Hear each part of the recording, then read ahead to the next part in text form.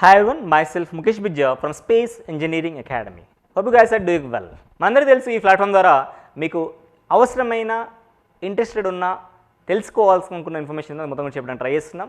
దాంట్లో భాగంగానే ఈరోజు మీకు సిఎస్ఐఆర్లకు సంబంధించిన సైంటిస్ట్ పోస్ట్ సంబంధించిన వీడియో నేను రివీల్ చేయబోతున్నాను. Okay, so before going to dive into the video, I'm requesting everyone to encourage us by liking this video and subscribe our YouTube channel Space Engineering Academy if not you subscribed yet. Okay, so ఎవరైతే scientist అవ్వాలని ఒక ప్యాషనెట్గా ఉంటారో ఎవరైనా కానివ్వండి, even BTech or be చదివి freshers కూడా apply చేసుకోవడానికి అయితే వీళ్ళు అవకాశం ఇచ్చారు. ఎస్, సెలక్షన్ ఆఫ్ ప్రాసెస్లో కొన్ని రిక్రూట్మెంట్స్ ఉన్నాయి, బట్ మ్యాండేటరీ ఎక్స్పీరియన్స్ ఉండాలని మాత్రం అనట్లేదు. ఒకవేళ ఎక్స్పీరియన్స్ ఏదైనా ఉంటే మాత్రం ఓకే, లేకపోయినా కానీ you can apply it. If your academics are good, definitely you're going to be selected అనే విషయాన్ని వీళ్ళు చెప్తున్నారు. If you are passionate to be a scientist, డెఫినెట్గా మీరు అప్లై చేసుకోవచ్చు. That is in the point of your technical. నేను non technical ఇప్పుడు మాట్లాడను, టెక్నికల్ బ్యాక్గ్రౌండ్ సంబంధించిన మనం ఎప్పుడు కూడా డిస్క్లోజ్ చేస్తూ ఉంటాం. సో ఈ రిక్రూట్మెంట్ మనకు 14th January సంక్రాంతి రోజున రావడం జరిగింది. అప్లికేషన్స్ మీకు 14th February వరకు అయితే మీకు అప్లికేషన్ చేసుకోవచ్చు. Okay, with respect to the designation, as scientist డిజిగ్నేషన్కి ఇవ్వబోతారు నువ్వు సెలెక్ట్ అవుతే. సో నెంబర్ ఆఫ్ పోస్ట్ 11 ఉన్నాయి మొత్తం. కమ్యూనిటీ బెడ్ కూడా ఇక్కడ ఇచ్చారు మీకు. లెవెల్ 11లో మీకు పే స్కేల్ ఉంటుంది, 7th పే కమిషన్ బట్టి. ఇది నెక్స్ట్ ఇయర్ మనకు 8th పే కూడా వస్తుంది అంటున్నారు. వస్తే ఇంకా శాలరీ అని చాలా పెరుగుతుంది. But as per 7th pay commission 1,32,660 rupees will be your per month salary as a scientist post. Okay, ఇంకా అలైన్స్ అవన్నీ కూడా వేరే ఉంటాయి, రిజర్వేషన్. ఇంకా అప్పర్ ఏజ్ లిమిట్ గురించి మాట్లాడితే 32 years వాళ్ళకి ఎవరైనా అప్లై చేసుకోవచ్చు. Yes, there will be the relaxations ఉంటాయి, అది కూడా నేను మాట్లాడతాను. Okay, right. ఎవరెవరు ఎట్లా అప్లై చేసుకోవచ్చు సార్? పోస్ట్ కోడ్ ఏదైతే 1 ఉందో, ఎస్సీ సైంటిస్ట్ పోస్ట్ ఉందో, దానికి బీటెక్ చదివిన వాళ్ళు ఎలక్ట్రికల్ కానీ ఎలక్ట్రానిక్స్ కానీ ఇన్స్ట్రుమెంటేషన్ ఇంజనీరింగ్ కానీ ఇట్లా ఉన్న వాళ్ళందరూ కూడా అప్లై చేసుకోవచ్చు. కాకపోతే ఫస్ట్ క్లాస్ ఆర్ 60% అన్న అగ్రిగేట్ అయితే మినిమం ఉన్న వాళ్ళు అప్లై చేసుకోవచ్చు. డిజైరబుల్ అంటే మ్యాండేటరీగా ఉండాల్సిన అవసరం లేదు, ఉంటే ఓకే. ఇలాంటి ఎక్స్పీరియన్స్ ఉంటే కనుక ఓకే, లేకపోయినా ప్రాబ్లం లేదు.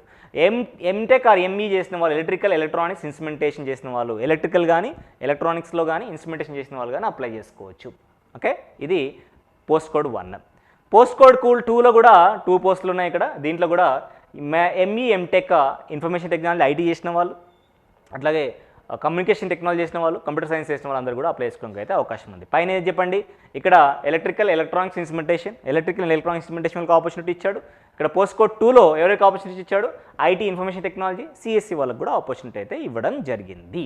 ఓకే, కమ్యూనికేషన్ టెక్నాలజీ వాళ్ళకి కూడా ఆపర్చునిటీ అయితే ఇవ్వడం జరిగింది. పోస్ట్ కోడ్ 3లో ME MTech IT communication technology CSC IT CSC వాళ్ళకు ఇద్దరికి కూడా ఆపర్చునిటీ ఇవ్వడం అయితే జరిగింది. ఓకే, పిహెచ్డీ ఉన్న వాళ్ళు కూడా అప్లై చేసుకోవచ్చు. ఇవన్నీ కూడా సెకండ్ కేటగిరీ ఉంది కదా, ఇది డిజైరబులే, not mandatory. Scientist post code 4లో కెమికల్ ఇంజనీరింగ్ ఎవరు ఉంటే వాళ్ళు అప్లై చేసుకోవచ్చు. అట్లాగే సైంటిస్ట్ 5 కోడ్ కింద కెమికల్ ఇంజనీరింగ్ ఇచ్చాడు, అక్కడ కూడా దానికి సంబంధించి మీకు ఉన్న వాళ్ళు ఎవరంటే మీరు ఇన్ఫర్మేషన్ ఇవ్వండి. సైంటిస్ట్ పోస్ట్ కోడ్ 6 విషయానికి వస్తే బీటెక్ ఇన్ మెకానికల్, ఎలక్ట్రికల్ చూసినాం, ఎలక్ట్రానికల్ చూసినాం, ఇన్స్ట్రుమెంటేషన్ చూసినాం, అట్లాగే సిఎస్సి చూసినాము, ఐటీ చూసినాము. ఇంకా చూడండి ఏంటంటే ఆయన అంటే మెకానికల్ వాళ్ళకు కూడా ఆపర్చునిటీ అయితే ఉంది. Okay, BTech in mechanical engineering or equivalent with post graduate degree in intellectual personal law, ఇదైనా ఉన్న పర్లేదు ఆర్ ఇది అని చెప్తున్నాడు. 60% ఉంటే మాత్రం ఖచ్చితంగా అప్లై చేసుకోవచ్చు. బీటెక్ ఉన్న పర్లేదు ఇది అంటాడు, బట్ బీటెక్ ఉన్న వాళ్ళు మనం మాట్లాడుతుంది ఎక్కువ మన స్టూడెంట్స్ అందరూ కూడా బీటెక్ ఆర్ ఎంఈఆర్ ఎంటెక్ చేసిన వాళ్ళు ఉంటారు. ME or MTech in mechanical engineering ఉన్నగా మీరు అప్లై చేసుకోవచ్చు అనే విషయాన్ని వీళ్ళు చెప్తున్నారు.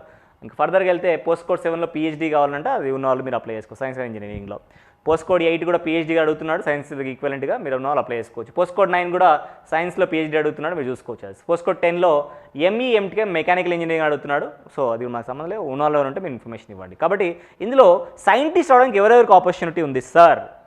ఎస్, 1 పోస్ట్ ఉంటే సరిపోతుంది కదా, నీకు కావాల్సిన 1 పోస్టే కదా. Yes, if you are passionate to be a scientist, try for this notification. Why not? Electrical వాళ్ళకి ఆపర్చునిటీ ఉంది, ఎలక్ట్రానిక్స్ వాళ్ళకి ఆపర్చునిటీ ఉంది, సిఎస్సి వాళ్ళకి ఆపర్చునిటీ ఉంది, ఐటీ వాళ్ళకి ఆపర్చునిటీ ఉంది, ఇన్స్ట్రుమెంటేషన్ వాళ్ళకి ఆపర్చునిటీ ఉంది, మెకానికల్ వాళ్ళకి కూడా ఆపర్చునిటీ ఉంది. ఎవరికి లేదురా ఆయన అంటే సివిల్ వాడికి మాత్రమే లేదు. వీళ్ళందరికీ ఆపర్చునిటీ అయితే ఉంది. ఇట్స్ అప్ టు యూ, మీరు అప్లై చేసుకోవడం that's your wish. So this was the opportunity was there. Okay, ఇంకా అలవెన్స్ విషయానికి వస్తే డిఏ ఉంటుంది, టీఏ ఉంటుంది, హెచ్ఆర్ ఇవన్నీ కూడా కామనే, ఎవ్రీ ఆర్గనైజేషన్ ఉండేటి. డెఫినెట్గా మీకు ఎంకరేజింగ్గా అలవెన్స్ అయితే పర్క్స్ అయితే ఉండబోతున్నాయి. ఓకే, ఇవన్నీ కూడా కామన్ ఇన్ఫర్మేషన్ వీళ్ళు ఇస్తున్నారు. అది మీరు చూసుకోవచ్చు. మన ఏదైతే ఈ పీడిఎఫ్ ఉందో you're going to ping in the అవో టెలిగ్రామ్ ఛానల్ స్పేస్ ఇంజనీరింగ్ అకాడమీలో పెడతాను. దాన్ని బట్టి మీరు ఇక్కడ యాక్సెస్ చేసుకోవచ్చు. ఓకే, దానికి సంబంధించిన లింక్ మన డిస్క్రిప్షన్లో ఉంటుంది, దాన్ని బట్టి మీరు యాక్సెస్ చేసుకోవచ్చు. Okay, right. సో ఇదంతా కూడా కామన్ ఇన్ఫర్మేషన్ ఇచ్చాడు. ఏజ్ విషయాన్ని నేను రిలాక్సేషన్ మాట్లాడాను కదా ఆల్రెడీ. ఓబీసీ నాన్ క్రిమి లేయర్ వరకు 3 years రిలాక్సేషన్ ఉంది. ఎస్సీ ఎస్టీ వాళ్ళకి 5 years రిలాక్సేషన్ ఉంది. మిగతా కూడా పర్సన్ బెంచ్మార్క్ డిసబిలిటీ వాళ్ళని కూడా ఎక్కువనే ఉంటుంది రిలాక్సేషన్, మీరు చూసుకోవచ్చు. ఆల్రెడీ 32 అన్నాడు, 32 కూడా మీకు రిలాక్సేషన్స్ వస్తున్నాయి ఇక్కడ. Okay, right. ఇవి కూడా జనరల్ ఇన్స్ట్రక్షన్స్ ఇవన్నీ కూడా కామన్గా ఉంటున్నాయి. మోడ్ ఆఫ్ సెలక్షన్ ఎలా ఉంటుంది సార్ అంటే, డెఫినెట్గా ఎవరైతే క్యాండిడేట్ అప్లై చేసుకుంటారో they will call for the interview. ఎట్లా కాల్ చేస్తారు సార్? ఎటువంటి పర్సనల్గా మినిమం ఇంటర్వ్యూగా పిలుస్తారు. ఇంటర్వ్యూ పిలుస్తున్నారో వాళ్ళు చూసుకునేది ఏంటంటే ఎడ్యుకేషన్ క్వాలిఫికేషన్ ఫస్ట్. అదే ఎడ్యుకేషన్ క్వాలిఫికేషన్ తర్వాత ఏమైనా ఎక్స్పీరియన్స్ ఉందా, లేకపోతే నువ్వు ఎడ్యుకేషన్ చేసినప్పుడు మీ ప్రాజెక్ట్ ఏం చేసావు, మిన్ ప్రాజెక్ట్ ఏం చేసావు, మెయిన్ ప్రాజెక్ట్ ఏం చేసావు, దాన్ని బేస్ చేసుకొని సెలెక్ట్ చేసుకుంటాం అనే విషయాన్ని వీళ్ళకి చెప్తున్నారు. Yes, there is a possibility. ఒకవేళ కండక్ట్ చేస్తే రిటన్ టెస్ట్ కూడా కండక్ట్ చేసిన దాంట్లో ఫిల్టర్ చేసుకోవడానికి ఎక్కువ మంది వస్తే రిటన్ టెస్ట్ కూడా పెట్టుకోవడానికి కూడా ఎన్కార్డ్ అయితే ఆర్డర్, దానికంటే సపరేట్గా ఫీజు అయితే ఏం చెప్పట్లేదు వీళ్ళు. ఓకే, ఆన్లైన్లోనే అప్లై చేసుకోవాలి. ఇక మన సిఎస్ఐఆర్ వెబ్సైట్ అయితే ఉందో దాంట్లో అప్లై చేసుకోవాల్సి ఉంటుంది. వెబ్సైట్ నేను చెప్తున్నాను, rab.csir.res.in మీరు వెళ్ళి అప్లై చేసుకోవాలి. ఆన్లైన్లో మాత్రం అప్లై చేయాలి, ఇంకెక్కడ అప్లై చేయడానికి అవకాశం అయితే లేదు. ఎప్పుడు స్టార్ట్ అయినాయి? 14th January స్టార్ట్ అయింది, 14th February క్లోజ్ అయిపోతున్న విషయాన్ని వీళ్ళు మళ్ళీ చెప్తున్నారు, మీరు ఒకసారి చూసుకోవచ్చు. Okay, so this is all about the information regarding this scientist recruitment. Okay, so interest ఉంది సార్, నేను అప్లై చేద్దాం అనుకుంటున్నాను కూడా, డెఫినెట్గా ట్రై చేయండి. Why not? There is a opportunity. Okay, thank you so much for watching this video. Okay, if it is useful, utilize it. Thank you once again for watching this video. I'm going to meet the next video. Until then, bye, take care.